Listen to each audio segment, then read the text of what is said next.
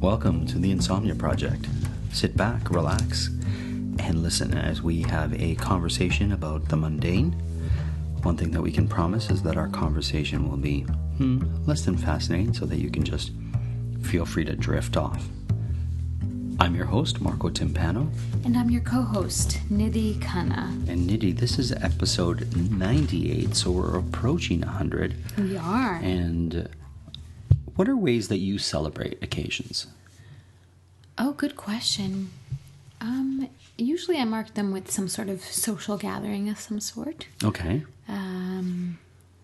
Yeah. Throwbacks. Reminiscing.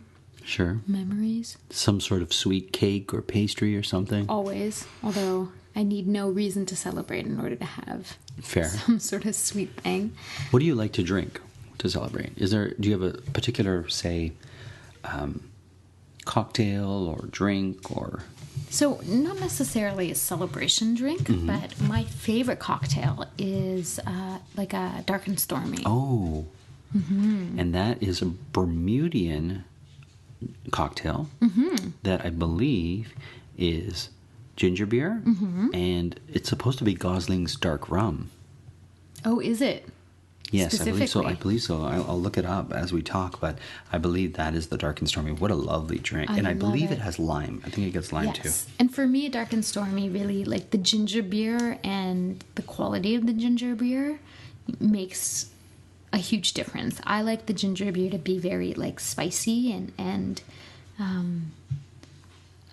powerful. You like a spicy... Yes, I do. I love it also when it's homemade ginger beer or it's something that's more than the store-bought one, because I find the store-bought one tends to be a little bit too sweet sometimes. Okay. But yeah, that's my favorite. But on an everyday occasion, I usually enjoy my wine. I'm a big wine person. Oh, well, it is a Bermudian drink, and it is rum on the rocks, poured over ice, with a lime wedge in a highball glass, and ginger beer. Well, look at that. That's pretty much... And Gosling's rum, Gosling's brother, of Bermuda. That's the rum. I guess they made the dark and stormy? I don't know. I guess that's the rum of Bermuda, so I guess whoever invented the drink was using the local rum. Oh, or the local dark rum. They'll often put that rum into soups when you have soups in seafood soups. And, oh, beauty! Yeah, it's pretty awesome. That's amazing. What's your favorite drink? I love dark rum, so don't get me wrong. I love a dark rum. I'm not a big fan of sparkling wines, like champagnes and Prosecco's. Are you? Do you enjoy them? I do every now and then. Like for me, it's a starter thing. Okay. So it's like if you're going to start the night, have a glass of Prosecco, or I mean, I won't say no to a glass of Moet or something if someone were to offer it to me. And for toast, obviously, it's nice. However, I wouldn't spend my night drinking that because I find it too sweet. Oh, I see. So you like it, but dark and stormy is sweet too. But not like... I find like sweet wines tend to give me like a headache. Okay. I don't know, the sugar content. Sure. Dark and stormy, sure. However, I don't tend to have multiple dark and stormies the way I would like a glass of wine. You know what I mean? Like. What's your wine of choice? What's your go-to wine? You know what? Actually, it's very funny you say that because I just bought a bottle of wine from the LCBO. Nidhi's going to get the wine right now. And you actually offered it to me, and I'm like, no, I don't feel like wine. So what I like about it is the size of the bottle, because I'm one person, and sometimes you don't want to open a whole bottle of wine because... A 750, sure. Yeah, you're going to, it means that I have to be drinking a glass of wine every day of the week, you know what I mean, in order to finish that wine.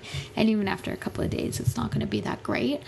So this 250 milliliter bottle is great because it gives me like a glass and a half. Sure. Perfect. And I can have it with dinner and then I'm done. And I haven't wasted a whole bottle. And it's called Fat Bastard wine. Mm-hmm. It's a French wine. It's a Shiraz. French wine. Or Syrah. Syrah, yeah. And it's quite nice. It's like a very regular wine. I Was it expensive? Enjoy it. $250? No, it was like $5. Oh, that's great. Yeah. That's fantastic. That's a great price it's for totally a glass of wine. affordable. Oh, I thought they would have sold it for more, but it's like less than what you would pay for a glass of wine at your local bar or whatnot. So exactly. So yeah, so I'm into that now. Great. Allows me to drink on a better occasion. But I enjoy fuller bodied wines. I find lately like the tannins of wine tends to give me a little bit of headache. Okay. Which never used to happen before. I see. It might also be that I need to be drinking more water too. Fair enough. How about you? What is your there's a few drinks I like. If I'm celebrating, I'll probably celebrate with a cocktail that I'm never really had before, just to try something new in honor of the birthday person or whatever it might be. Once again, I'm not a huge fan of proseccos and champagnes. It's not my thing. You know what we need to do is make a cocktail with that cardamom syrup that I gave you. Oh yeah, that'd be great. Actually, that'd be a great cocktail. In fact, I had cardamom and honey today, and I thought of you, and it was fantastic. They're making a cocktail or something. Oh, I keep hitting this spoon, so I'm going to move this spoon because it's making a very loud noise. But, I love Negronis. We had a whole episode on Negronis. I think it was episode 50 or something. And I'm just making more noise by trying to move the glass. I'm putting it on change right now. I love Cuba Libres, which is dark rum and a cola, in my case Coke, with lime, I should say. Okay, so like a rum and Coke. It's a rum and Coke, but it's actually, the cocktail is called a Cuba Libre.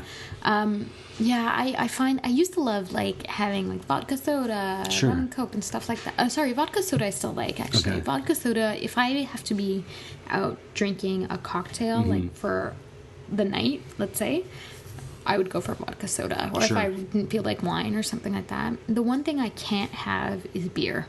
Oh, you're not a beer drinker? Oh, I've never seen you drink beer. Why is that? I find I don't enjoy the taste of it, number one.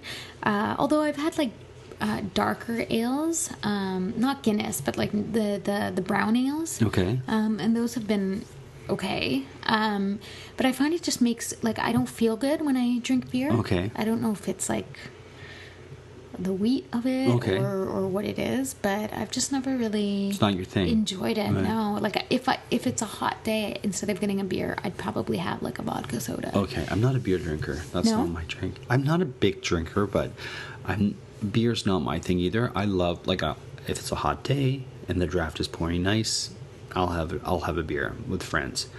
What's the most unique drink that you've had? Oh, that's a great question. Or like the most unique ingredient.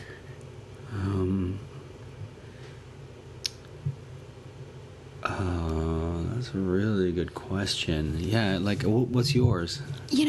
I've noticed like that there's some trends going on lately. Sure. So and I haven't had it because it just kind of puts me off, but like the egg white. Yeah, it's funny, I was thinking egg white, but I thought that's not strange enough. But yeah, there's cocktails made with egg whites. Yeah. And I don't know, it's not my thing either. No. I have a friend who loves it, and she made this like classic old cocktail that has egg whites in it. And everyone loved it. And it wasn't bad, but and I love eggs. It just doesn't do anything for me. And then I've had one with like Earl Grey tea and things like that. Infused? Infused. But I find that a little bit strange because it feels like... It just feels like alcoholic tea. Okay. You know what I mean? Sure. I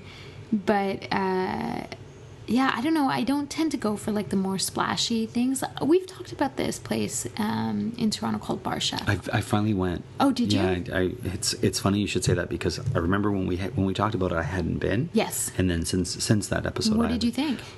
I thought it was neat. I thought it was really neat. Like, they smoke a lot of their drinks, and I don't like things that taste of smoke. I think if you use liquid smoke, it really affects me in a way that like my body doesn't like it. But not to say that they use liquid smoke, they use proper smoke, and they bring it to you under a glass case so that the smoke remains and all that kind of business, right? And no, I didn't have one of those. I had something that had like pine needles, infused with pine needles and whatnot, and I really enjoyed it. I did, yeah. Like a tisane type of thing. Something. It was just fantastic, and I guess that would be one of the stranger things I've had. Like it's Yeah. infused with pine needles or things that you wouldn't traditionally think of. As part of Mm-hmm. yeah, it's true. They now have like I think a dulce de leche vodka. Okay. So I'm curious. Like, I don't know how do you feel about these flavored vodkas? I personally think it's kind of gimmicky. Yeah. Just to get you to drink something really sweet and whatnot. So for example, for me, rather than doing that, what I would do is I would get vanilla ice cream and pour some Baileys on top of it. Oh, yeah, beauty. And I love that. Or creme de menthe, or something that goes well with ice cream. Tia Maria. Mm-hmm. Any coffee flavored liqueur. Nidhi, it's just appropriate that we're talking about this on this episode. Have you ever had an espresso corretto? No. Oh, Nidhi.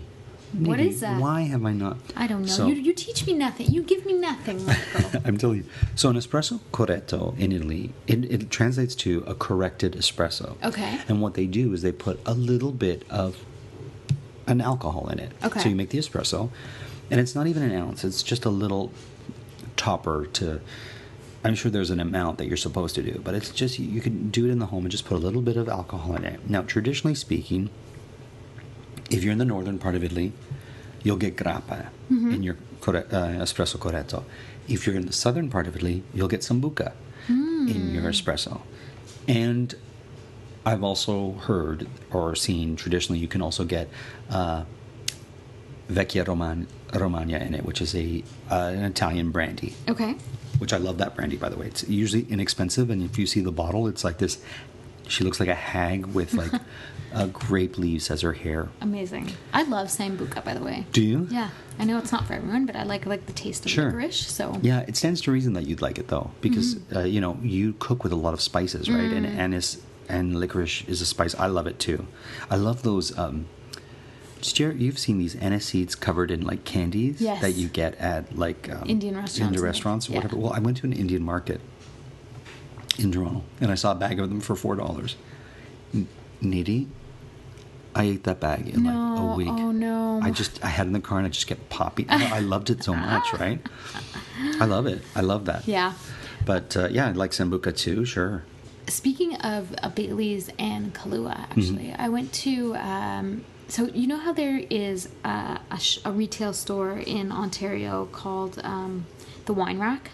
Yes. And it sells like Ontario-based alcoholic beverages. We should clarify this for our listeners because I know a lot of my American friends often get confused by this. So the laws in this province of Ontario are such that if you want to buy alcohol, you have to buy the alcohol from the LCBO, which stands for the Liquor Control Board of Ontario. If you want to buy beer, where do you go, Nidhi? The beer store. Which is very strange for a lot of people. So you go to a store that just sells beer. Now, wait, to clarify, the LCBO does have, you can purchase beer at the LCBO, but you cannot purchase wine or liquor, spirits at the beer store. Exactly. All you can buy is beer. Yes. And beer-related products. Yes, and then you have the Wine Rack, which is wine and liquor or spirit-based alcohols that are manufactured and grown in Ontario. Right. So Ontario wines, Ontario alcohols. All of it. And you'll find some of these Wine Rack types. So Wine Rack is one of those, is the brand of one store, but you'll also find in some grocery stores, they'll have a section where they sell Ontario wines and Ontario, let's say, infused creams with wine or spirits. Yes, and that's a newer legislation. Oh, and what's this? So at the Wine Rack, the Wine Rack because there's always someone standing outside with a sampler. Mm-hmm. And so I was in the mall the other day with my mom, and we were passing by, and they gave a sample of this alcohol called Irish Cream. And so their pitch was, do you like Bailey's? And I said, yes. And they're like, well, this is our version, but instead of whatever the alcohol base is for Bailey's. Whiskey. Mm-hmm. It's a wine base. Mm-hmm. So we tried it, and it was wonderful. I will give you some of this. You don't have to open it for me. No, it's not. It's already open. Oh, then pour me a glass. Okay. Well. To tip off this NBA season on FanDuel, you can choose your own rewards, which means you can play your game any way you want. I get to choose my rewards? Yep. Great! Now, excuse me while I lock in. All customers choose your own reward right now in the FanDuel app. 21 plus and present in select states. 18 plus in Kentucky. Opt-in required. Rewards are non-withdrawable. Restrictions apply, including bonus and token expiration, leg requirement, and max wager amount. See full terms at FanDuel.com/sportsbook. Gambling problem? Call 1-800-GAMBLER. Dear McDonald's, your breakfast menu? Fire. 10s across the board. I could be happy with anything, even though I ordered the same thing every time. Thanks for not judging me. I'll try something new next time. Maybe. Score a 2 for $5 deal on a sausage McMuffin with egg and more. Limited time only. Price and participation may vary. Cannot be combined with any other offer. Single item at regular price. Ba-da-ba-ba-ba. We need to keep kids safe online, but some special interests are sending policymakers in the wrong direction, pushing the so-called App Store Accountability Act, demanding government ID from all users just to download an app, replacing parents' judgment with government mandates. It doesn't even stand up in court. A better bipartisan bill, the Parents Over Platforms Act, would put parents in the driver's seat, empowering parents and businesses to keep kids safe without drowning all of us in red tape. Tell Congress to get it done right and put parents over platforms. Paid for by ACT, the App Association. During the podcast? Yeah, of course. Oh, I need to taste it to tell people what they think, what it tastes All like. right. Well, I'll get you a little sample. Well, Nidhi's on this episode. She's off her chair more than she's on it, but she's doing it for a good cause. She's grabbing me a glass of this Irish cream. Now, I will say this, and Nidhi can hear me. There is a company that bottles liquors in Ontario called Dillon's, and they're near Niagara Falls. On the way to Niagara Falls, Ontario, they have this distillery, which I so want to go to. I'm really anxious because I love their gins. And Nidhi, I am not a gin drinker. I've never liked gins. Gins have never done anything for me, and I've tried, like, the premium brands of gin, like the Bombay Sapphires and the Tanquerays and the Hendrix and all those ones that people really recommend, and just not my thing. And then I buy a cherry gin for a friend of mine for their birthday. And it was in the summertime. And I brought the cherry gin over. And and I'm gonna say the company is Dillon's Cherry Gin. And it was by fluke because I went in to buy their rose gin, because they also have a gin that's infused with rose. And I mean, Nidhi, you know that I love rose flavored things, right? Well, and that rose gin I have had before, and we buy it in my household because it's so wonderful. So I bought it, and actually my mom came to stay with me for a few days. And my mom's not a big drinker, but, as she gets older, she's like, I want a cocktail. Why not? So I made her a cocktail with this rose gin. I don't understand what age has to do with drinking cocktails, but I love it. Well, I think it's just that we never grew up with, like, cocktail hour in our house, right? But as my mom gets older, for some reason, cocktail hours just started to happen. Amazing. So I made her a gin and tonic, but instead of regular gin, I put this rose hip gin, and then I actually had a few sprigs of rosemary left. Nidhi, this sounds great. From some cooking that I was doing, so I kind of infused it with that as well. And she took one sip, and she fell in love with this gin. And by the end of her 3 days here, my bottle of gin magically vanished. Hey, listen. And so for Christmas, she was like, can you get the rose gin? So now it's the big... the big item. So I went to buy rose gin, and they didn't have rose gin, so I bought this cherry gin. So Nidhi, I bring this cherry gin over my friend's house for my friend Rosalba's birthday. And don't we polish it off? Maybe, let's say, an hour and a half to be safe. But she was having it with tonic. I was having it on ice. Her sister-in-law was just having it with I don't even know what. And we were just having a great time.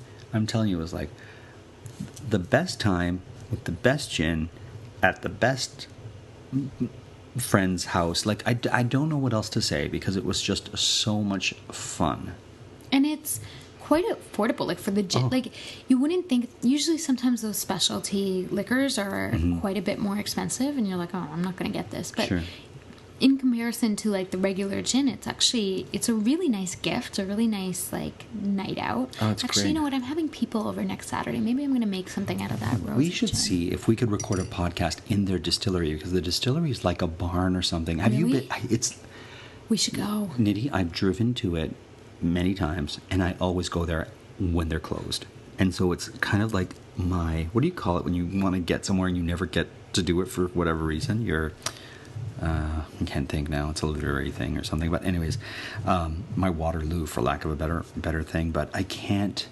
I so want to go there. I so want to, just see how they do stuff, because I think it's really phenomenal. And that's all. So I'm going to try this. So I didn't put any ice in it because it would make too much noise, but it's cold. So with me hitting put the some ice in spoons. it? No, hitting the spoons, and your dog hitting the bowl. Cheers, Nidhi. Cheers. As we approach our 100th show. There you go. There you go. So.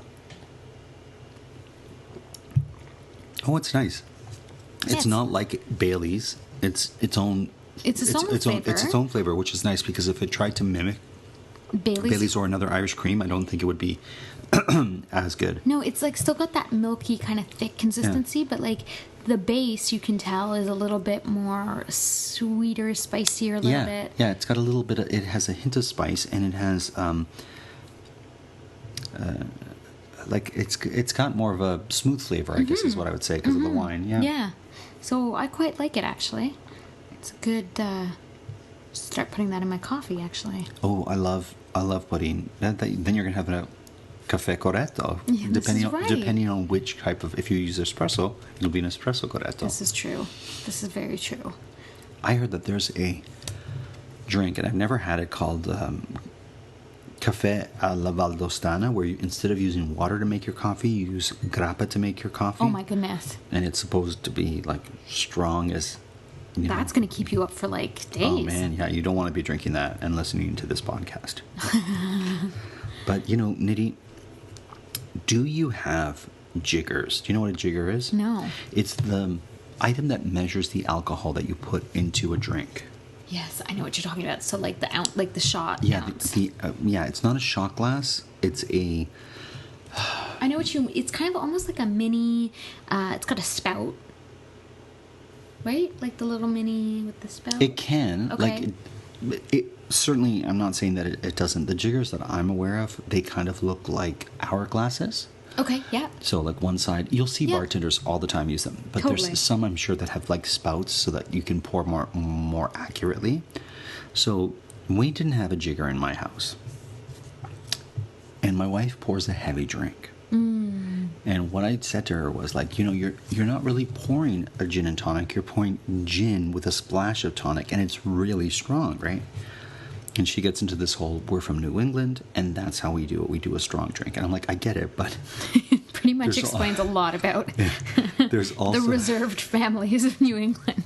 Exactly, right? But there's a beauty, like you said, like you like your Dark and Stormy at the top of this episode. And you like it because the proportional rate of alcohol to ginger beer is such that you can enjoy both. Not when you've got to get this away. It's just what is going on with you? Touching that. I'm sorry, and it's just going to disturb people. It's not pens. No, it's like this glass with a spoon in it. And I had tea, and the spoon is. Anyways, the jigger measures the exact pour that you want. Mm-hmm. So I went out and I bought a shiny copper-looking jigger. Oh, I know what you're talking about. Yeah. You've seen it at my house, right? $15, and it makes me so happy when I use it. I recommend a jigger to everyone.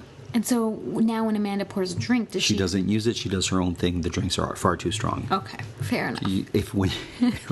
When you come to my house, I will just ask for me to pour the alcohol, because... Do you have a signature cocktail? I made some pretty great Negronis this summer. Yeah, you did. I remember that. And I used the rose gin that you were talking about. It was fantastic. Yeah. I need to do one with the cherry gin. It'll be a sweeter Negroni, but I think it'll be great. Yeah. What's the other base of Negronis? So Negronis are equal parts of Campari, gin, and once again, I don't like gin, but in a Negroni it works perfectly fine, and a sweet vermouth. Here's the thing, I only like Negronis made with Italian vermouths, because I've had it with a French vermouth. Now, the French vermouth on its own, I have no problem with. Okay. But it doesn't belong in a Negroni. Oh. And it might sound like I'm making a racial divide, but it's not. my preference is the Negroni with Campari and an Italian vermouth. What's the difference between Italian and French vermouth? Because the vermouth's base is wine, right? Okay. And clearly they're going to use a French wine, so it's a little bit more... it's got a harshness to it that I don't particularly like. I think harsh is the wrong word, but it's not as sweet and delicate as an Italian vermouth. Can I ask you a question? Of course. When you go to pick out a bottle of wine at the LCBO... Yes. Do you automatically go to the Italian wines? That's the first part of the question. Okay, so let me answer that. Okay. Or do you need to ask the second? I need to ask the second question. Okay, sure. The second question is, do you ever feel like if you don't get an Italian wine that you're somehow almost cheating on Italy? No, not at all. Okay. Not at all. I am so not about wine snobbery. Okay. I'm not about that at all.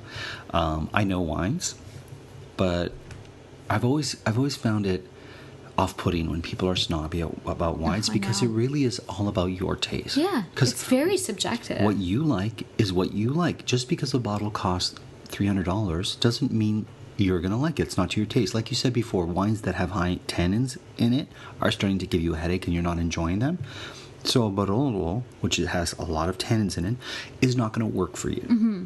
Now, my favorite wines are from California. Me too. I find for the price point and what you get, I've really rarely ever been disappointed by I can actually say I've never been disappointed by a California wine. And I think that goes for the whole west coast of the United States. California, Oregon, Washington. Mm-hmm. I love their wines. So if it's not going to be a Californian wine, chances are I'm going to get an Italian wine. Or I'm going to get a New World wine. So I'll get like an Australian. It'll also depend on what the occasion is and what wine I want to bring. One of my favorite wines to bring to a party with friends is I can't think of the wine now. It'll come to me. It'll come to you, I'm sure. Yeah. And so why are Amarones so expensive? They're usually a wine that needs to be a little bit older, so they have to be sort of cellared for a bit. Okay. They're they're a stronger wine. They're a more potent wine. They've got more heart. The grape itself. There's so many reasons why it's also a prestigious wine. So, that drives the price up. There's so many factors that sort of dictate the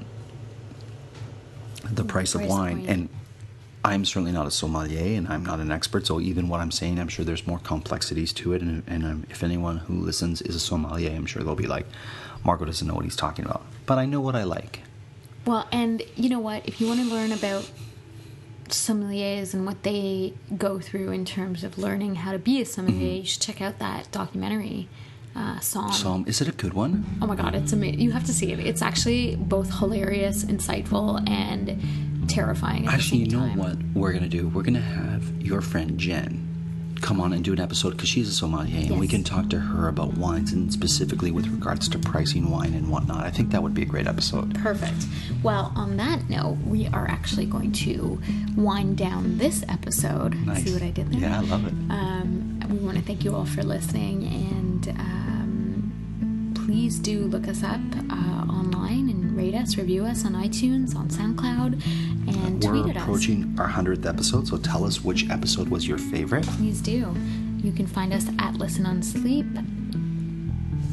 And I want to thank you for joining us as we sort of drank our way through this episode. As always, we're produced by Drumcast Productions, and this particular episode was recorded in Toronto, Canada.